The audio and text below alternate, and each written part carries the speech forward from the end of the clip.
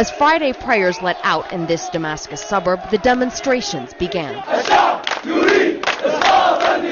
And for the first time, the Syrian government brought us to cover them, but with ominous words of caution, to be careful of the armed gangs. They're chanting peaceful around this massive Syrian flag. You'll notice that some people have scarves on their face or other things. They're telling us that it is because they want to hide their identity. They're afraid that Syrian security forces, if they see their image, will come and detain them. We ended up right in the midst of the demonstration, having broken away from the rest of the media and our government escorts.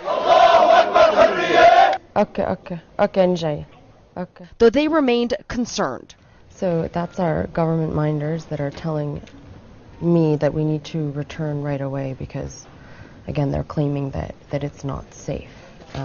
It's really safe. So there is nothing here. We took it upon ourselves to take the risk, despite the government warning. The security forces pulled out in the last few days, we are told, the military perched up in the hills.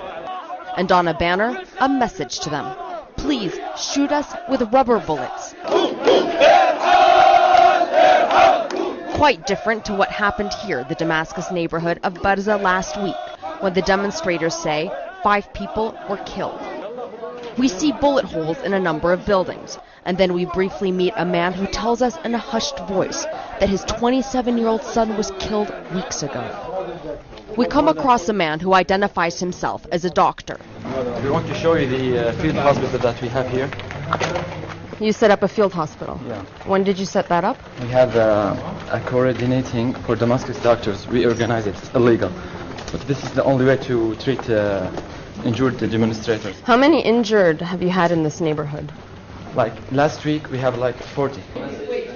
The field hospital is nothing more than a tiny room where many bled to death on the floor, the doctor helpless to save them. But he says people are afraid to go to government hospitals. They refuse to go to the government hospital because they will be arrested, and if they died, we can't take their body.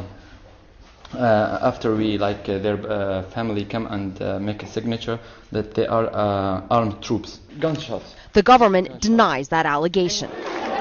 But it's a government that the few hundred gathered here believe lies repeatedly.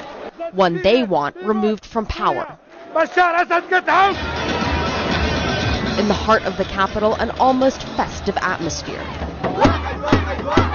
Thousands gathered to celebrate and show their support for the Assad regime. They say they believe their leader can do no wrong. Why he is perfect? Because he is the best man. He is we deserve him, and he should stay our president. On one side, the chant of God, Syria, and only Bashar. On the other, believe me, people of Syria don't love President Assad. The firm belief that Syria cannot exist as long as he is in power. Wibin, CNN, Damascus.